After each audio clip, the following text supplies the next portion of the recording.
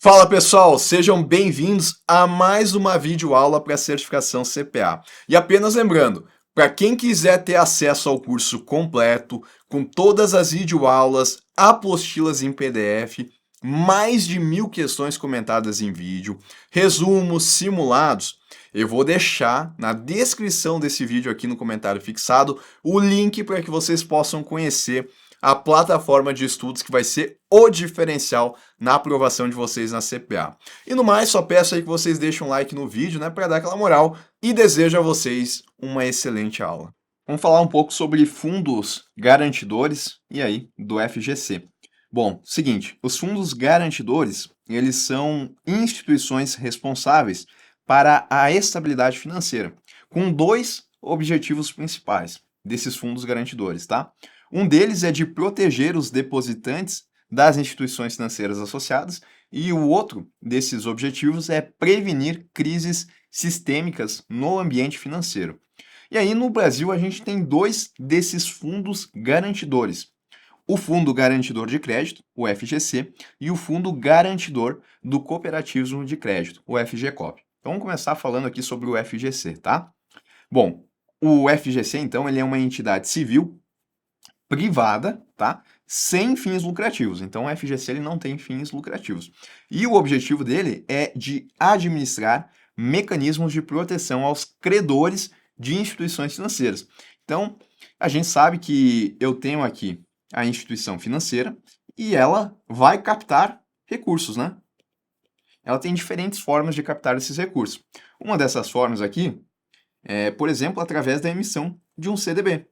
Se ela emite o CDB, do outro lado aqui eu vou ter um agente superavitário, uma pessoa que tem dinheiro sobrando e que vai adquirir esse CDB e vai mandar o dinheiro lá para a instituição financeira. Pode ser aqui no valor de 50 mil reais. A partir disso, ele passa a ser credor dessa instituição financeira, porque ele espera receber esses 50 mil reais no futuro, mais os juros, valor principal mais os juros.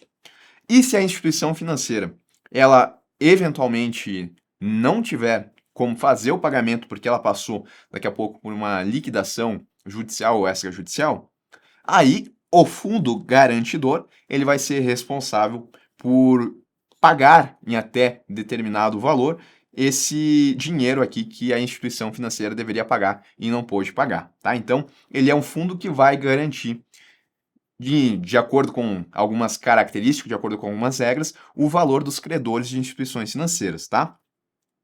E da onde que vem esse dinheiro do fundo garantidor? Ora, vem das próprias instituições financeiras. As próprias instituições, elas vão, de maneira mensal, jogar parte dos valores que elas captam lá para o FGC. E ele vira um fundo, né? Esse FGC ele vai ter um montante aqui de dinheiro e quando necessário, ele vai ser acionado para fazer o pagamento aos credores da instituição financeira que veio sofrer a liquidação, tá? Funciona mais ou menos assim.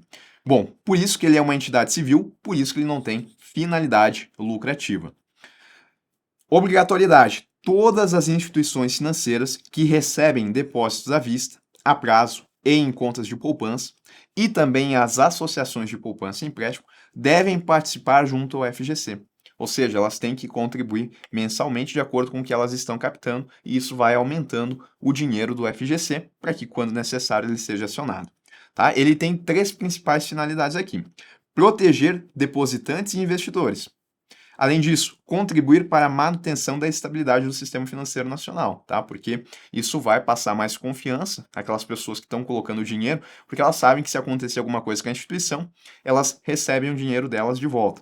E além disso, ele vai contribuir para a prevenção de crise bancária sistêmica, que é quando, por exemplo, a quebra de uma instituição financeira pode levar a um colapso no sistema financeiro nacional como um todo. A partir do momento que existe a presença aqui do FGC, isso vai trazer uma mitigação nesse risco, que é o risco sistêmico que a gente diz, porque daí essas pessoas elas vão conseguir receber o seu dinheiro de volta. O que poderia acontecer se não existisse o FGC?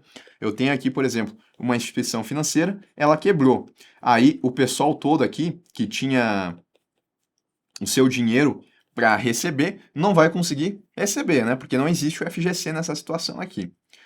E aí, Por conta disso, outras pessoas que são credores de outras instituições financeiras, daqui a pouco, enxergando essa situação aqui e sabendo que essa instituição financeira provavelmente tem operações com outras instituições, eles ficam com medo de não receberem o seu valor de volta e vão lá e começam a sacar o que eles têm depositados. E aí, nessa situação, quando todo mundo vai tentar sacar, como não existe moeda suficiente de forma física, né, porque os bancos eles criam a chamada moeda escritural, aí começa a crise sistêmica, né, porque os bancos não vão ter capacidade de pagar e aí pode gerar uma quebra generalizada.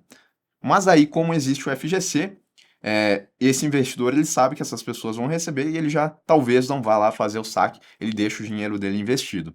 Essas são as finalidades, então, do FGC. Além das finalidades, ele também tem como objetivo, como objeto social, prestar garantia sobre instrumentos financeiros emitidos ou captados pelas instituições associadas. Associados, então, a gente já viu quem é que obrigatoriamente está associado ao FGC, né? Aquelas que recebem de depósito à vista, conta corrente, depósito a prazo ou em contas de poupança, além das associações de poupança e empréstimo. Então, prestar essa garantia sobre os instrumentos financeiros emitidos ou captados pelas instituições associadas, nas situações de decretação de intervenção ou de liquidação extrajudicial de instituição associada, reconhecimento pelo Banco Central do estado de insolvência de instituição também associada. Então, vamos lá, quando acontecer a intervenção ou a liquidação extrajudicial, ou ainda, né, quando reconhecido pelo Banco Central o estado de insolvência da instituição. Daí, nesses casos aqui, o FGC, então, ele vai prestar a sua garantia sobre esses instrumentos financeiros. E ainda, outro objetivo dele é contratar operações de assistência ou de suporte financeiro com as instituições associadas, inclusive operações de liquidez, quando necessário, para a manutenção da estabilidade do sistema financeiro nacional ou para a prevenção de uma crise bancária sistêmica. Então, ele também pode prestar esse suporte financeiro àquelas instituições associadas ao FGC, em situações, né, onde seja necessária a manutenção da estabilidade ou, de novo, né, para prevenir uma crise bancária sistêmica. Qual que é o valor, então, que o FGC ele cobre para aquelas pessoas que são credores de instituições financeiras? Aí a gente tem que dividir aqui, tá? Porque eu tenho a chamada garantia ordinária e eu tenho a garantia especial. A garantia ordinária, ela tem um valor de até R$ 250 mil para cada CPF ou CNPJ por conjunto de depósitos e investimentos em cada instituição ou conglomerado financeiro, tá? Então, se a pessoa, por exemplo, ela deposita lá na instituição financeira o valor de R$ 400 mil, ela é credora desse valor. Mas o FGC, para essa instituição financeira e para esse instrumento aqui, que pode ser depositado em um CDB, por exemplo, né? Está aplicando no CDB, o FGC ele vai cobrir só o valor de 250 mil. A pessoa não vai receber a diferença desse valor pelo FGC. Essa diferença é entre 250 e 400, tá? É até 250 mil. Além disso, esse valor ainda é limitado ao teto de 1 milhão a cada período de 4 anos, em garantias pagas para cada CPF ou CNPJ. Então, vamos supor, a pessoa ela colocou aqui em 5 instituições financeiras diferentes. Vou colocar assim, ó. Ela veio aqui, colocou em 5 instituições financeiras depósitos aqui de 250 mil, 250 mil, 250 mil, 250 mil e 250 mil. E teve o azar aqui de que todas quebraram em um período menor de 4 anos. Tá? Em menos de 4 anos, todas quebraram. Ele vai receber 250, 250, 250, 250, mas esse aqui ele não vai receber, porque dentro do período de 4 anos ele já recebeu 1 milhão, e aqui ele não vai receber, tá? Apesar de estar dentro do valor de cobertura ordinária aqui do FGC, ele não vai receber, porque nos 4 anos aqui ele já recebeu esse 1 milhão que é o teto que ele pode receber, tá? Então, quando eu falo do FGC, eu tenho que lembrar, se eu estou falando da garantia ordinária, eu tenho 2 limites. O de até 250 mil para cada CPF ou CNPJ em cada instituição ou conglomerado financeiro, e além disso eu tenho o teto de 1 milhão a cada período de 4 anos, tá? É assim que a gente tem que enxergar. Em caso das contas conjuntas, o valor da garantia ele é dividido pelo número de titulares e também limitado ao valor de 250 mil ou o que tiver na conta, tá? Quando inferior a esse limite. A gente já vai ver alguns exemplos aqui quando a gente tiver conta conjunta. Especialmente nos depósitos a prazo com garantia especial, o valor dessa cobertura aqui é de até 40 milhões. E aí a gente chama de garantia especial, tá? Para cada CPF ou CNPJ em cada instituição ou conglomerado financeiro. Aí é diferente, tá? A garantia ordinária ela sobe de 250 mil e ela vai até 40 milhões. Mas aí apenas para esse instrumento financeiro aqui, o DPGE. Beleza, tá? Eu falei aqui que as instituições financeiras, elas vão ter que contribuir mensalmente com o FGC, né? Que é dessa forma que o fundo do FGC ele vai aumentando para quando necessário ele prestar a sua garantia ou então trazer suporte financeiro e assistência em casos que são necessários. A contribuição dessas instituições, quando se tratar de uma garantia ordinária, é uma contribuição mensal a 0,01% do montante dos saldos das contas referente aos instrumentos financeiros cobertos junto ao FGC. A gente já vai ver quais são esses instrumentos aqui que estão cobertos pelo FGC. Então, o CDB é um. Se ela captou, por exemplo, 100 mil reais em um CDB, ela vai ter que destinar 0,01% desse valor aqui lá para o FGC, tá? 1% disso daqui é R$ 1.000. 0,1% isso daqui é R$ 100 e 0,01%, então, se eu não errei aqui na conta, é R$ 10. Então, a cada 100 mil reais que as instituições financeiras elas captarem através dos instrumentos financeiros que estão garantidos pelo FGC, elas vão ter que depositar R$ 10, vão ter que transferir esses R$ 10 aqui lá para o FGC. Isso para a garantia ordinária. Para a garantia especial, esse valor aqui, ele é de até 0,03%, ou melhor, ele é de 0,03% ao mês do saldo dos depósitos a prazo com garantia especial. Então, é só sobre o que for captado através de DPGE. Em algumas situações, esse percentual também ele pode baixar para 0,02%, mas em regra, tá, é de 0,03%. Quem são as instituições que fazem parte, que são associadas ao FGC? Bancos múltiplos, comerciais, de investimento, de desenvolvimento, as caixas econômicas, que a gente só tem a Caixa Econômica Federal, as financeiras, né, Sociedade de Crédito, Financiamento e Investimento, as SCI, Sociedades de Crédito Imobiliário, as companhias hipotecárias e as associações de poupança e empréstimo, tá? Essas aqui, então, são associadas ao FGC, porque elas ou captam através de depósito à vista, ou depósito a prazo, ou ainda poupança. E quais são, agora é importante, tá? Quais são os ativos que são cobertos pelo FGC? Ou seja, aonde que os investidores vão ter essa cobertura aqui de até 250 mil reais. Ou seja, depositou no banco, o banco quebrou, o FGC vai reembolsar até 250 mil, limitado ao teto de até 1 milhão a cada período de 4 anos. Quais são esses instrumentos? Vamos lá.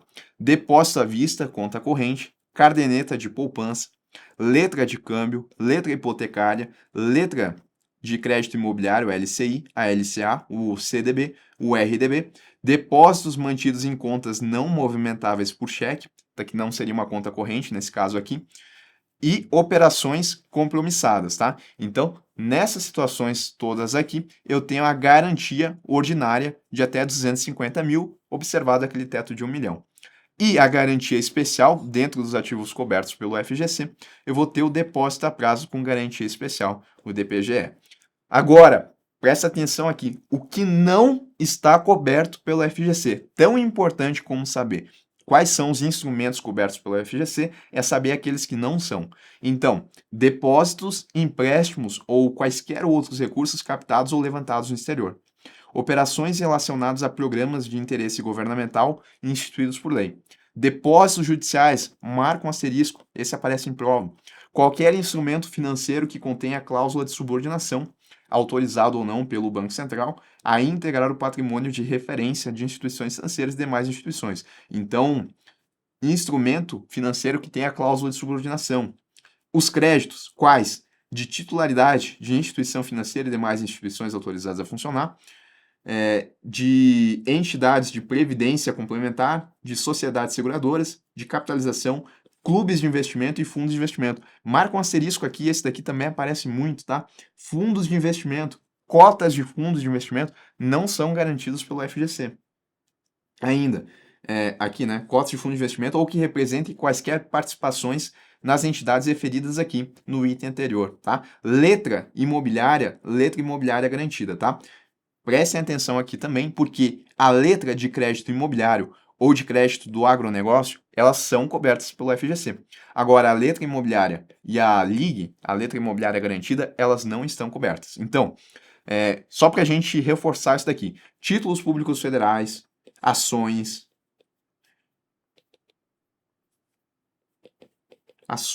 debêntures, notas promissórias, commercial papers, fundos de investimento. Deixa eu ver o que mais pode confundir aqui. Tá? Esses aqui são os principais que não estão cobertos pelo FGC, tá? Não existe essa cobertura aqui, enquanto que os demais aqui, eles são cobertos. Vamos ver como é que funciona na prática, então, algumas situações diferentes relacionadas à cobertura do FGC.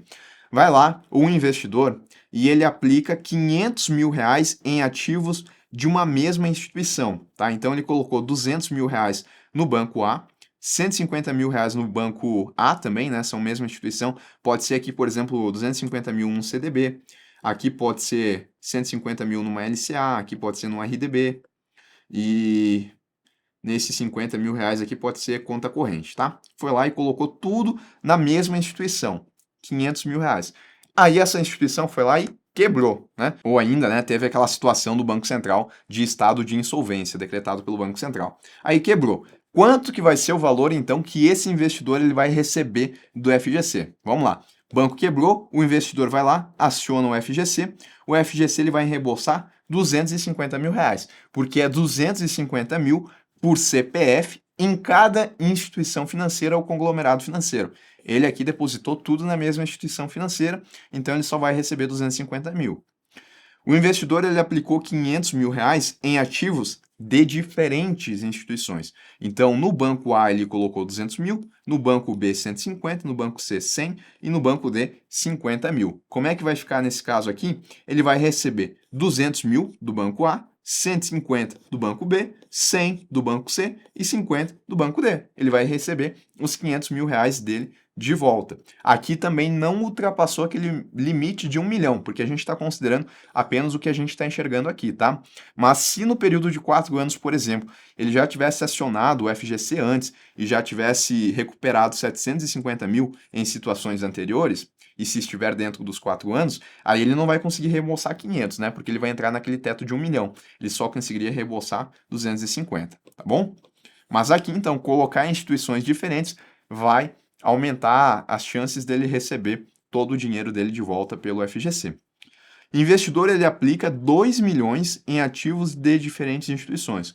Colocou 500 mil no banco A, 500 mil no banco B, 500 mil no banco C, 500 mil no banco D. Qual que é a regra? 250 mil para cada um, tá? Então, 250 mil para esse, para esse, para esse e para esse.